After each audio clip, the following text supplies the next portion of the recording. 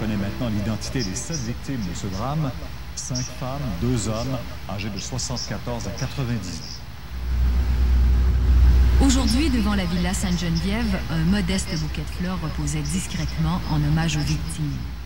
Outre Juliette Beaulieu-Saulnier, 79 ans, épouse de l'ex-bras droit de Jean Drapeau, Lucien Saulnier, l'incendie a coûté la vie à Hélène Haig, 90 ans, Lindsay Gow, 85 ans, Kathleen White, 83 ans, Lise Lompré, 81 ans, Thomas Cox, 76 ans, et Marcel Cardinal, 74 ans.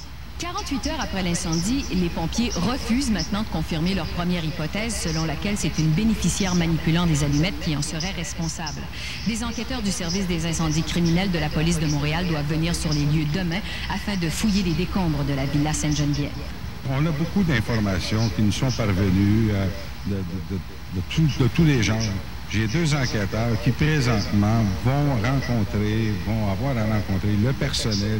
Mais en attendant aujourd'hui, il s'en trouvait pour croire que le bilan des morts aurait peut-être pu être moins lourd. Le chef des pompiers de Sainte-Geneviève déplorait le fait qu'une employée de la villa n'ait pu leur fournir la liste des bénéficiaires lorsqu'ils sont arrivés sur les lieux en premier. C'est, comme je vous dis, si on avait eu une liste, on aurait pu savoir exactement où il était. On aurait pu forcer par l'extérieur des recherches. Dans la seule région de Montréal, l'an dernier, 9 personnes âgées sont mortes à la suite d'incendies survenus dans leur lieu de résidence. À la suite de ces décès, le commissaire aux incendies, Cyril Delage, recommandait à la régie du bâtiment de rendre obligatoire pour chaque résidence l'installation de gicleurs automatiques et de détecteurs de fumée, l'élaboration d'un plan d'urgence en cas de sinistre, accompagné de la description de la condition physique et mentale des occupants.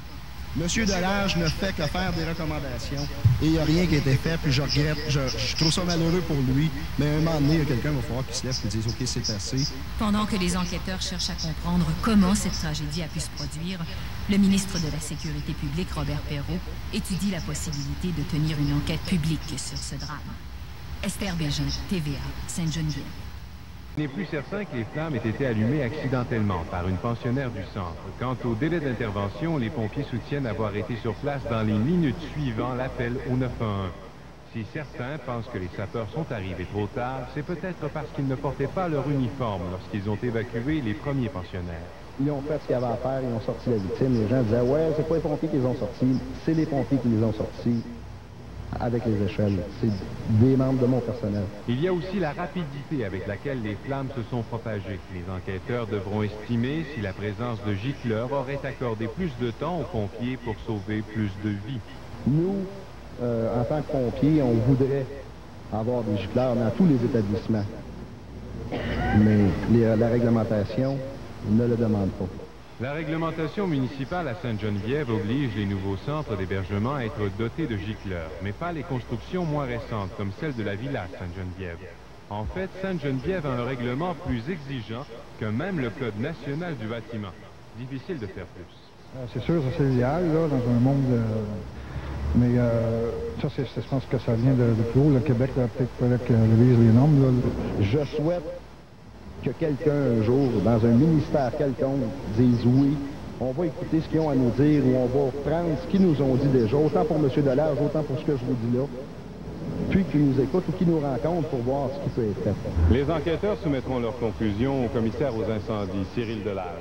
C'est ce même Cyril Delage qui, il n'y a pas si longtemps, recommandait qu'on aide financièrement les propriétaires de ces établissements pour doter les centres d'accueil privés de systèmes de gicleurs automatiques.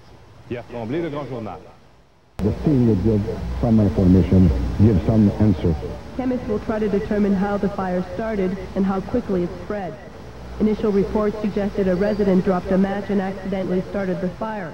The police say it's too early to say.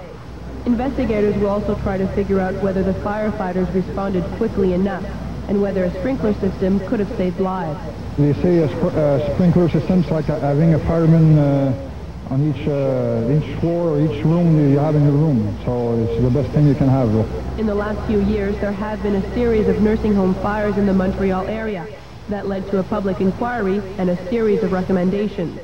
In 1995, Quebec Fire Commissioner Cyril Delage recommended the Quebec government give financial help to seniors' residences like this one so that they could install sprinkler systems.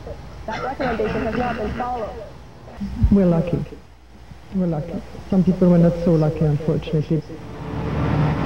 Saturday afternoon, a fire swept through the Saint Geneviève retirement home. Firefighters and passers-by rescued 34 people, but 7 seniors died trapped in the building.